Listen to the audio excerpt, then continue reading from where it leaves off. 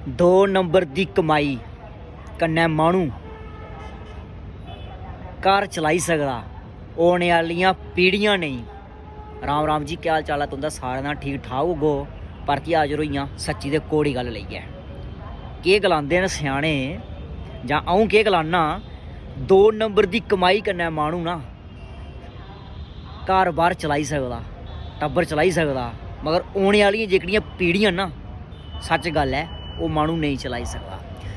दो नंबर दी कमाई ते दो नंबर दा पैसा बंदे गी जिंदगी दे बिच, इस दुनिया दे बिच ऐशो राम, मनोरंजन, घूमना फिरना, टुरना चक्कर लाना ओह् कराई सकदा, टब्बर भी चलाई सकदा।